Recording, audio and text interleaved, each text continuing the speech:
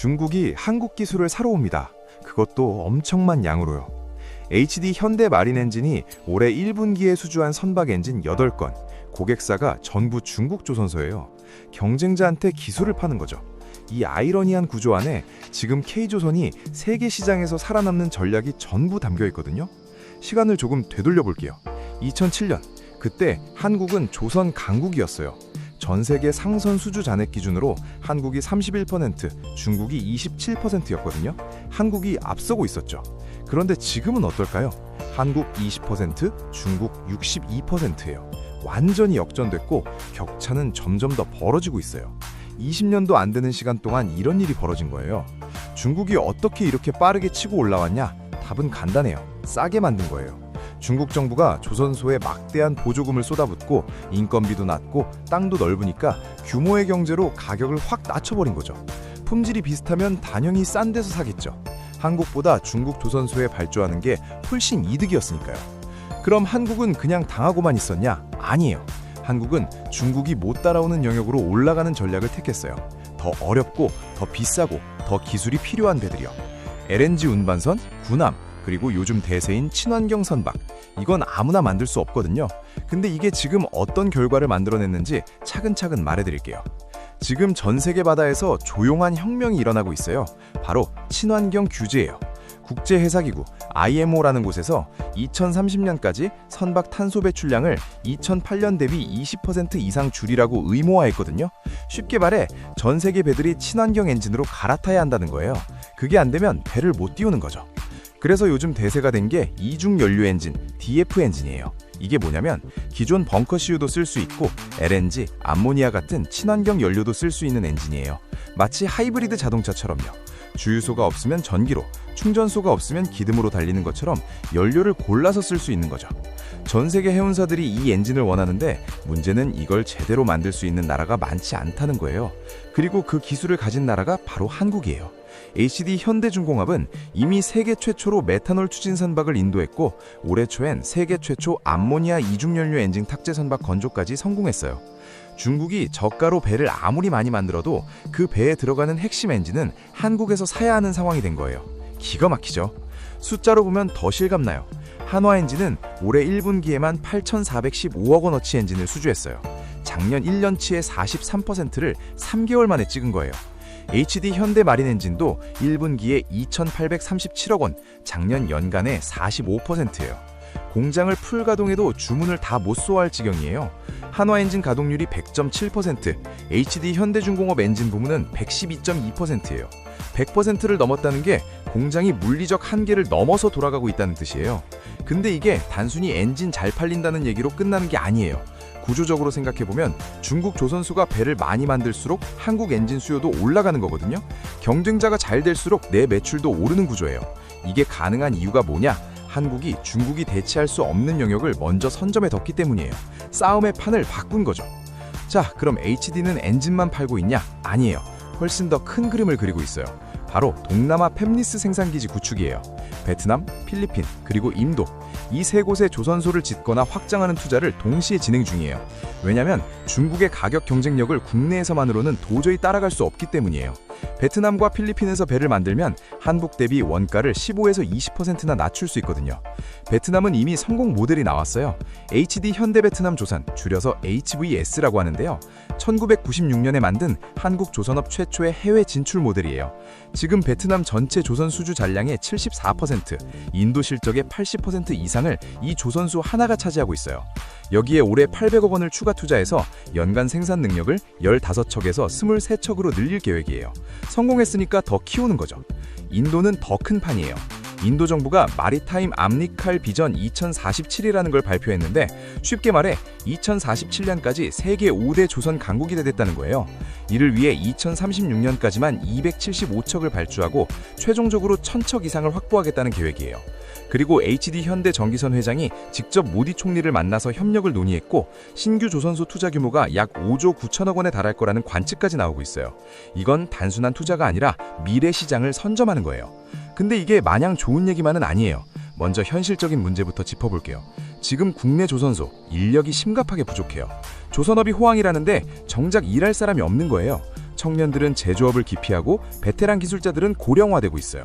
공장 가동률이 100%를 넘어선다는 건 달리 말하면 사람이 없어서 더 못 늘린다는 뜻이기도 해요. 그러면 해외 생산 기지가 답이냐? 꼭 그렇지만은 않아요. 해외 조산소 확장이 결국 국내 일자리 공동화로 이어질 수 있다는 우려가 나오거든요. 베트남에서 배를 더 많이 만들수록 울산에서 만드는 배는 줄어드는 구조가 될 수 있어요. 지금은 고부가 가치 선박 위주로 국내를 유지하겠다는 전략이지만 장기적으로 그 경계선이 어디까지 유지될지는 미지수예요. 인도 투자도 리스크가 있어요. 인도는 세계에서 가장 빠르게 성장하는 마징이지만 동시에 규제가 복잡하고 인프라가 아직 부족한 나라예요. 5조 9천억 원짜리 조선소를 짓는다는 게 말은 쉽지만 현지 허가, 노동법, 부품 공급망 구축까지 생각하면 난관이 한두 가지가 아니에요. 과거에도 인도 대규모 투자가 계획은 거창하고 지지부진하게 흘러간 사례가 적지 않거든요. 중국 의존도 문제도 있어요. 지금 한국 엔진 회사들이 중국 조선소한테 엔진을 팔아서 돈을 벌고 있는데 이게 뒤집히면 어떻게 될까요? 중국이 기술력을 키워서 자체적으로 이중연료 엔진을 만들기 시작하면요. 중국은 실제로 지금 자국 엔진 기술 개발에 막대한 투자를 하고 있어요. 당장은 못 따라오지만 5년, 10년 뒤면 얘기가 달라질 수 있어요. 필리핀 조선소도 넘어야 할 산이 있어요. HD 필리핀 조선은 사실 과거 한진 스빅 조선협이 망한 자리예요. 2024년까지 사실상 가동이 중단됐던 곳이에요. 왜 망했냐면 대형 컨테이너선이랑 LPG선 건조에 무리하게 나섰다가 대규모 억자를 맞은 거거든요. 지금 HD 현대가 다시 살리고 있는데 같은 실수를 반복하지 않으려면 철저한 전문화가 필요해요. 동남아 벨트 전략 자체에도 물음표가 붙어요. 베트남, 필리핀, 인도 세 곳을 동시에 확장하는 건 엄청난 자본과 경영 역량이 필요한 일이에요. 집중해야 할 자원이 분산되는 리스크가 있는 거죠. 한 곳에서 문제가 터지면 연쇄적으로 흔들릴 수 있어요. 이건 야심찬 전략인 동시에 위험한 도박이 될 수도 있는 거예요. 글로벌 경기 변수도 무시할 수 없어요. 지금 조선업 호황이라고 하지만 조선업은 역사적으로 10년 주기의 사이클을 타는 산업이에요. 지금 수주가 폭발적으로 늘어나는 건 거꾸로 말하면 몇 년 뒤 물량이 급감할 수 있다는 뜻이기도 해요. 지금 해외 조선소를 왕창 늘려놨는데 경기가 꺾이면 국내도 해외도 같이 흔들리는 최악의 시나리오가 펼쳐질 수 있어요. 그럼 이게 우리 생활이랑 무슨 상관이냐? 생각보다 가까워요. 조선업은 한국 수출의 핵심 축이에요. 조선업이 잘 되면 울산, 거제, 목포 같은 조선도시 경제가 살아나고 협력업체들도 살아나고 그 지역 소비도 살아나요. 반대로 흔들리면 연쇄 타격이 와요. 2008년 조선 불황 때 거제시 인구가 실제로 줄었어요. 그만큼 지역 경제와 직결된 산업이에요. 투자자 관점에서도 흥미로운 시점이에요. 조선업 호황 사이클에서 직접적인 수혜를 받는 건 조선소뿐만이 아니에요. 선박 엔진, 기자재, 강판 등 협력업체들도 같이 올라가는 구조거든요. 실제로 한화엔진, HD 마린 엔진 같은 엔진 회사들 수주가 폭발적으로 늘어나고 공장 가동률이 100%를 넘어섰다는 건 실적이 뒷받침된다는 의미예요. 물론 투자는 항상 신중하게 판단하셔야겠지만요. 더 큰 그림에서 보면 이건 한국 매뉴팩처링 생존 전략 교과서예요. 인건비 싼 나라한테 밀리면 더 높은 기술로 올라가거나 현지에서 같이 싸우거나 둘 중 하나예요. K조선은 지금 두 가지를 동시에 하고 있어요. 국내에선 아무도 못 따라오는 기술, 해외에선 현지 원가로 경쟁. 이 모델이 성공하면 반도체, 배터리, 자동차 같은 다른 산업에도 적용될 수 있는 청사진이 될 수 있어요. 중국한테 시장을 빼앗기고 중국한테 기술을 팔고 중국을 동남아에서 따라잡으려는 K조선. 이 역설적인 구조가 앞으로 어떻게 흘러갈지, 인도와 베트남 투자가 실제로 결실을 맺을지, 중국이 엔진 기술까지 따라잡는 날이 올지 계속 지켜봐야겠습니다. 여러분은 어떻게 생각하세요? K조선의 이 전략 성공할 수 있을까요? 오늘 영상 여기까지고요. 다음 영상에서 만나요. 감사합니다.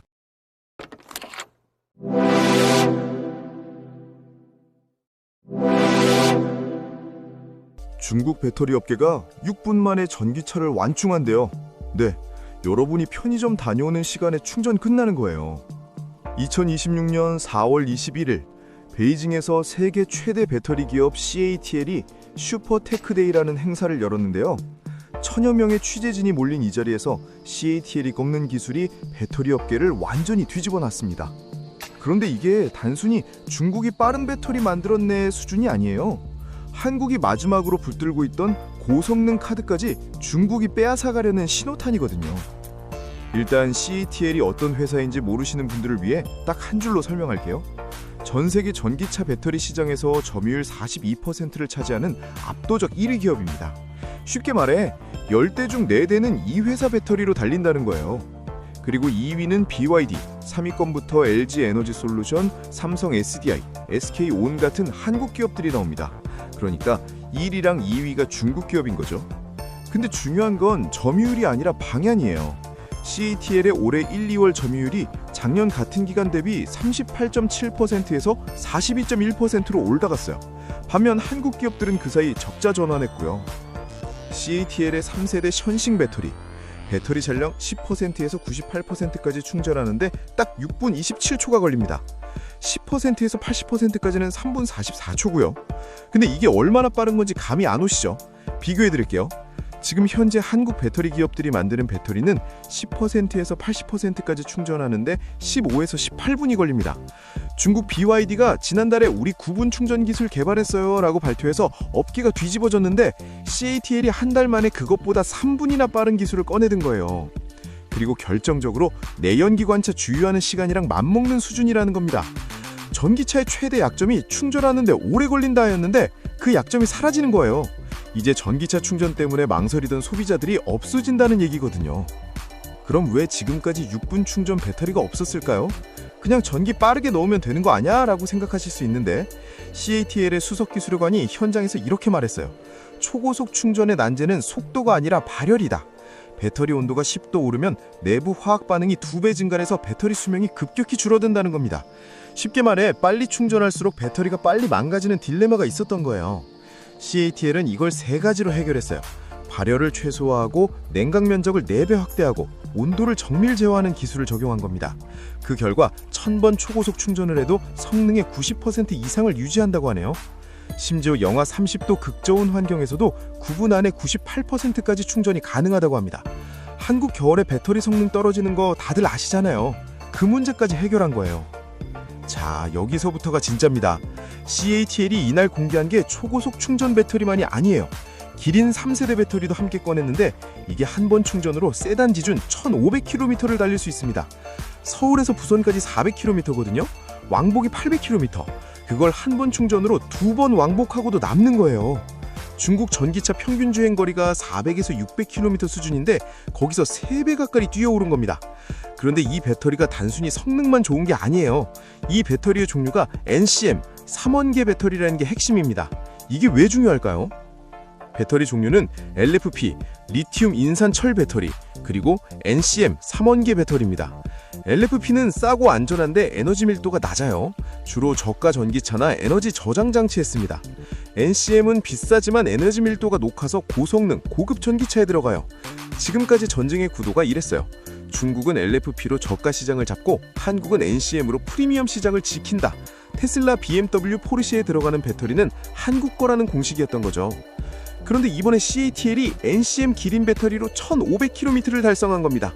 CATL 관계자가 현장에서 직접 이렇게 말했어요.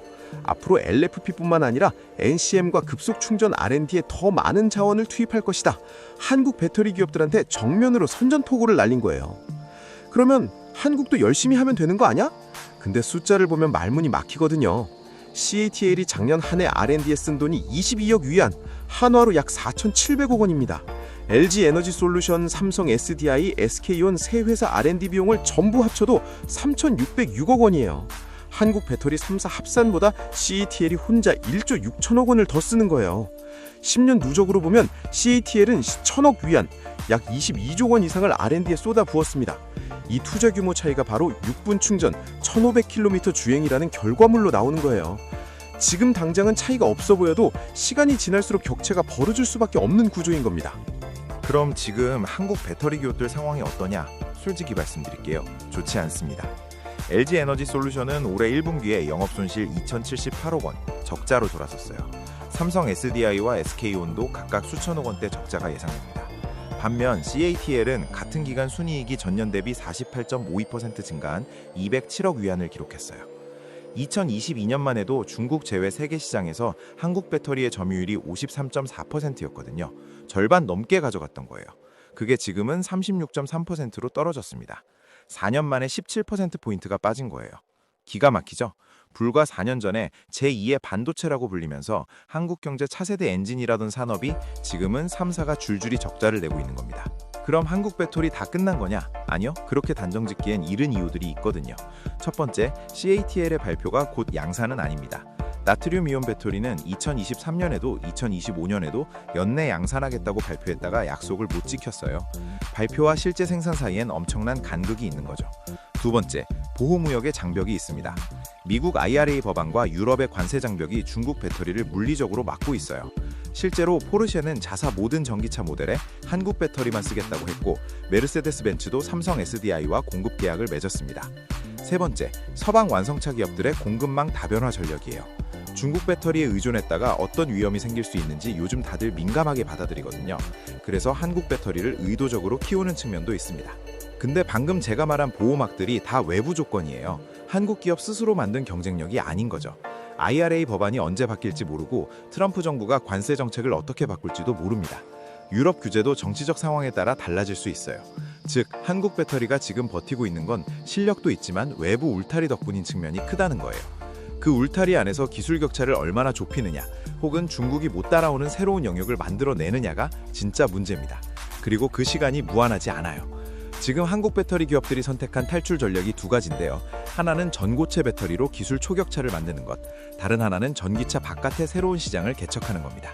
전고체 배터리, 배터리 업계에서 꿈의 배터리라고 불리는 기술이에요. 기존 배터리는 전해질이 액체인데 이걸 고체로 바꾼 겁니다. 쉽게 말해 액체 심장을 고체 심장으로 교체하는 거예요. 뭐가 좋아지냐? 안정성이 획기적으로 올라갑니다. 액체 전해질이 없으니 화재 위험이 크게 줄고 에너지 밀도도 높아지고 충전 속도도 빨라질 수 있어요.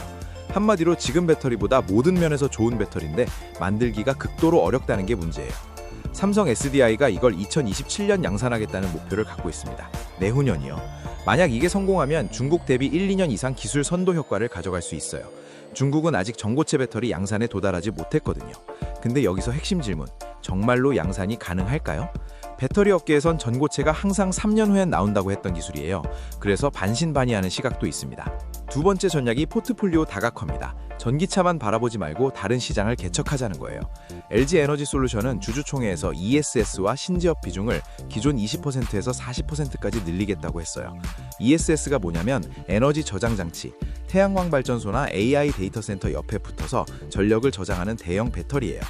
AI 붐으로 데이터 센터가 폭발적으로 늘어나면서 ESS 수요가 급증하고 있거든요. 삼성 SDI는 휴머노이드 로봇용 배터리를 노리고 있고, SK온은 북미 ESS 시장 공략에 집중합니다. 배터리 수요가 전기차라는 좁은 틀을 벗어나 AI, 로봇, 방산, 전 산업군으로 확장하는 흐름이 일어나고 있다는 진단이에요. 근데 솔직히 이 전략도 완전한 해법은 아니에요. ESS 시장도 중국이 빠르게 치고 들어오고 있거든요. 자, 그나마 좋은 소식도 하나 있습니다. 전기차 시장 자체가 회복 신호가 나타나고 있다는 겁니다. 올해 국내 전기차 신규 등록이 4월 14일 기준으로 이미 10만 대를 넘겼어요. 작년에는 7월에 10만 대를 넘겼는데 올해는 훨씬 빠른 거예요. 유럽 15개국 1분기 전기차 판매도 전년 대비 33.5% 증가해서 50만 대에 달했고요. 왜 갑자기 이렇게 팔리냐? 미국 이란 갈등으로 국제 유가가 오르면서 기름값 부담이 커지고 그게 전기차 수요를 자극하는 거예요. 불안한 국제 정세가 아이러니하게도 전기차 시장을 살리고 있는 셈이죠. 업계는 올해 국내 전기차 판매량이 30만 대를 돌파할 수도 있다고 전망합니다. 다만 이 수요 회복이 한국 배터리 기업한테 얼마나 돌아오느냐는 별개 문제예요. 시장이 커진다고 해서 한국 몫이 자동으로 커지는 건 아니거든요. 그리고 CATL이 이날 공개한 기술 중에 나트리움 이온 배터리도 있었어요. 소금에 들어있는 그 나트리움이에요. 흔하고 엄청 싸죠. 반면 리튬은 희귀하고 비싸요. 그래서 나트리움 이온 배터리는 생산 원가를 획기적으로 낮출 수 있습니다. 500km 주행도 가능하고 화재 위험도 낮아요. 근데 이게 왜 한국한테 위협이냐? 한국 3사는 아직 나트리움 이온 배터리를 개발하는 단계이고 양산 시점도 못 잡고 있거든요. CATL이 올해 안에 양산한다고 하면 가격 경쟁에서 완전히 밀리는 거예요. 물론 CATL이 2023년, 2025년에도 같은 발표를 하고 지키지 못했다는 전례가 있어서 반신반의해야 하지만요. 어쨌든 방향은 정해졌어요. 가성비 배터리 시장도 CATL이 가져가겠다는 거거든요. 그럼 앞으로 어떻게 될지를 보려면 세 가지 변수를 봐야 합니다. 첫 번째, 삼성 SDI의 전고체 배터리 2027년 양산 성공 여부입니다. 이게 진짜 되면 한국이 다시 기술적으로 앞서는 영역이 생기는 거예요. 하지만 못하면 마지막 카드를 잃는 거고요. 두 번째, 미국과 유럽의 대중 규제가 얼마나 지속되느냐입니다. IRA 법안, 관세 장벽이 유지되는 한 중국 배터리가 미국, 유럽 시장에 직접 들어오기 어려워요.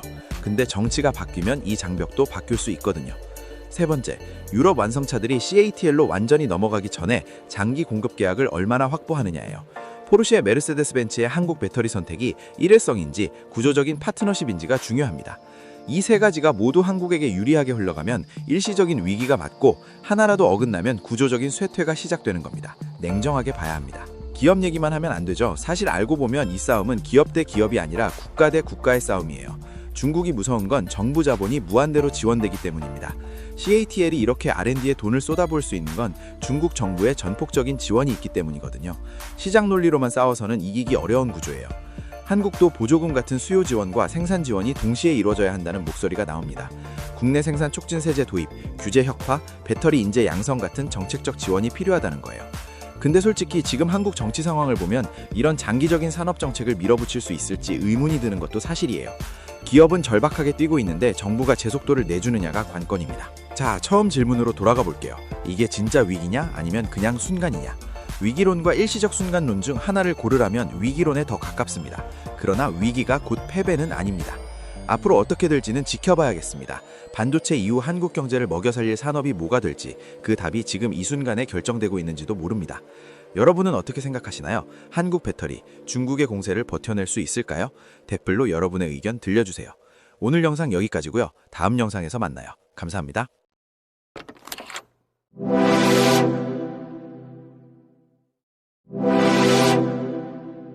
전쟁이 새로운 산업을 만들고 있습니다. 그것도 페인트 산업을요. 지금 방산 우주붐을 타고 첨단 페인트라는 분야가 조용히 근데 엄청나게 뜨고 있거든요. 그런데 그 전쟁이 동시에 페인트 업계를 초토화시키고 있다는 거예요. 페인트 하면 뭐가 떠오르세요? 집 벽에 바르는 거, 아파트 도색 공사 이런 거 생각하시죠? 근데 페인트는 사실 굉장히 넓은 산업재예요. 자동차, 교량, 선박, 심지어 전투기 웨이피에도 페인트가 들어가거든요. 그냥 색깔 입히는 게 아니라 부식을 막고 내열성을 높이고 제품의 수명 자체를 결정하는 핵심 소재인 거예요. 그런데 페인트 업계가 사실 꽤 오래 힘들었어요. 건설 경기가 죽으면서 아파트, 건물에 쓰는 건축용 도료 매출이 줄었거든요. 근데 딱 이 시점에 국내 조선 방산 수주가 폭발적으로 늘기 시작한 거예요.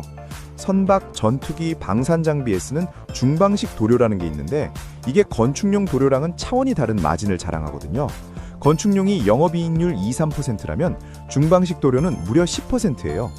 중방식 도료, 생소하죠? 쉽게 말해 극한 환경 전용 페인트예요. 선박 외판에 발라서 30년 넘게 바닷물, 염분, 화학물질을 막아내야 하거든요. 일반 페인트가 우산이라면 중방식 도료는 방탄장갑이라고 보시면 돼요. 기술 장벽이 워낙 높다 보니 한번 납품처로 인정받으면 웬만해서는 거래처를 바꾸질 않아요. 그러니까 수요가 생기면 고스란히 실적으로 이어지는 구조인 거죠. 조선 수지가 늘면 어떻게 될까요? 배를 만들어야 하니까 중방식 도료 발주가 따라서 늘어요. 구조가 딱 맞물려 있는 거예요. 실제로 국내 도료 1위 KCC는 HD 현대중공업, 한화 에어로스페이스 같은 국내 최대 조선 방산업체에 도료를 납품하고 있어요. 조선 수주 잔고가 쌓일수록 KCC 도료 매출이 따라 올라가는 구조거든요. 기가 막히죠? 한국이 독자 기술로 만든 4.5세대 초음속 전투기 KF-21, 여기에 KCC의 방산 도료가 실제로 적용됐어요. 전투기는 초음속으로 날면서 마찰열, 자외선, 염분을 동시에 맞거든요. 이 환경에서 기체를 보호하는 게 도료의 역할이에요. 단순히 색 입히는 게 아니라 비행 성능과 기체 수명을 도료가 결정한다는 거예요.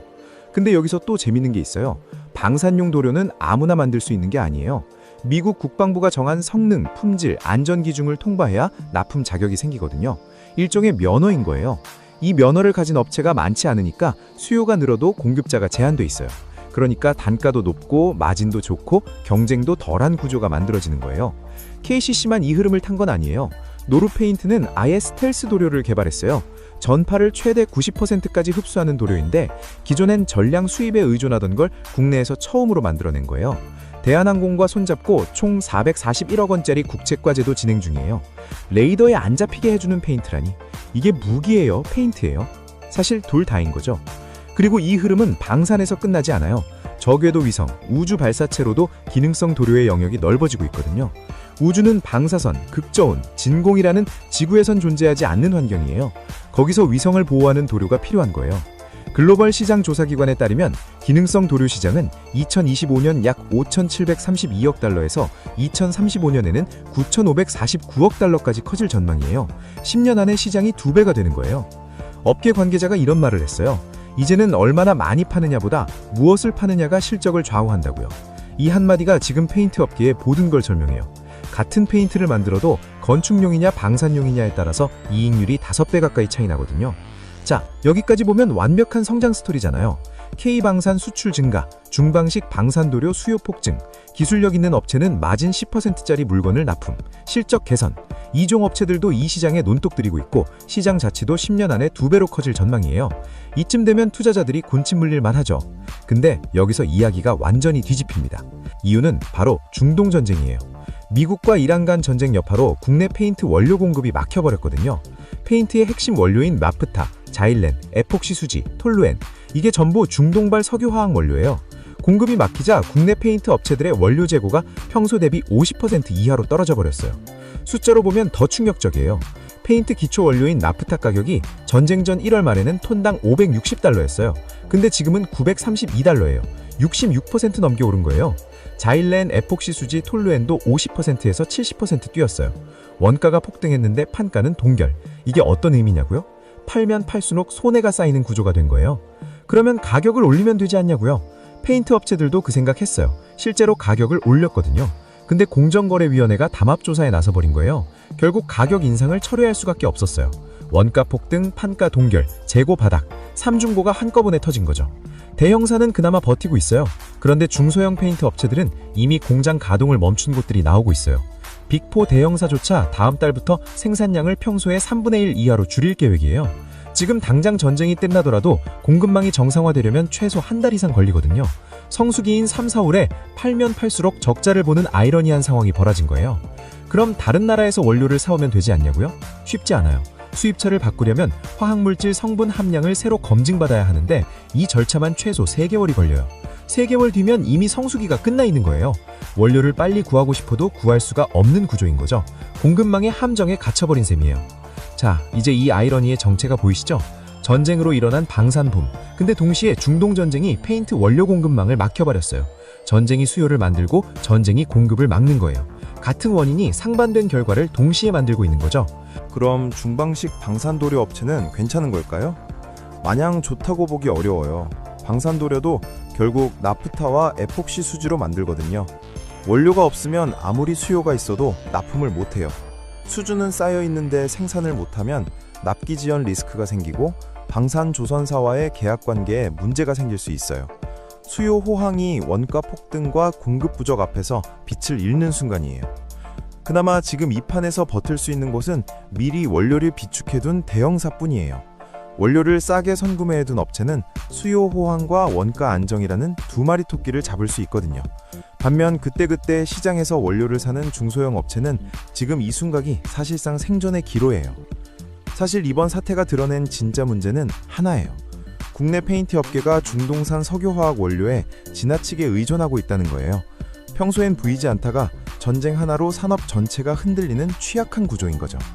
앞으로 어떻게 될지는 결국 중동 전쟁의 향방, 원료 공급망 복구 속도, 그리고 각 업체가 이 위기를 얼마나 빨리 헤쳐나가느냐에 달려 있어요.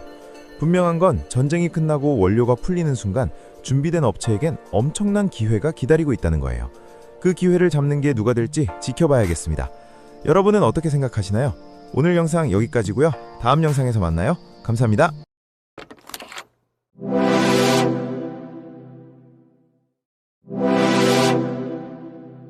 전국 9개 지역에서 동시에 동구장을 짓겠다고 합니다. 여야 가릴 것 없이요. 부산, 충남, 충북, 전북, 화성, 광명, 구리, 청주. 들으면 들을수록 뭔가 이상하지 않으세요? 지금 우리나라에 동구장이 딱 한 개 있거든요. 고척 스카이돔. 근데 그마저도 적자예요. 그런데 갑자기 9개를 더 짓댔다고요? 오늘은 6.3 지방선거를 앞두고 전국을 뒤덮은 황당 공약의 진짜 정체를 파헤쳐 보겠습니다. 선거 때마다 이런 식의 공약이 반복돼 왔어요. 2022년 지방선거 때는 전국 6개 지자체에서 신공항 건설 공약이 쏟아졌거든요. 경기도지사 후보들이 너도 나도 경기국제공항 짓겠다 외쳤는데 지금 임기 막바지인 지금까지 첫 삽도 못 든 곳이 태반이에요. 그러니까 이건 새로운 이야기가 아니에요. 선거철마다 어김없이 반복되는 패턴인 거죠.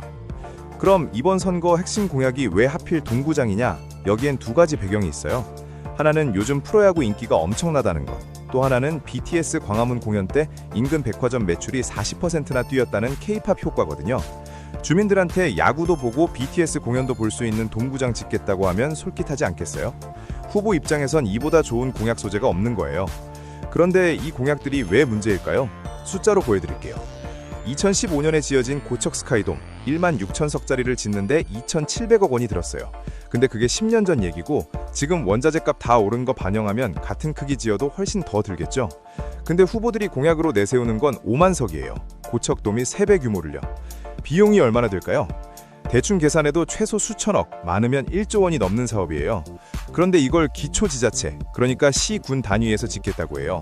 인구 18만 명짜리 구리시, 30만 명짜리 광명시에서요. 쉽게 말해 중소도시 1년 예산에 맞먹거나 그 이상의 사업을 공약으로 던지는 거예요. 재원 조달 계획이요? 구체적인 건 없어요. 그냥 짓겠다는 거죠.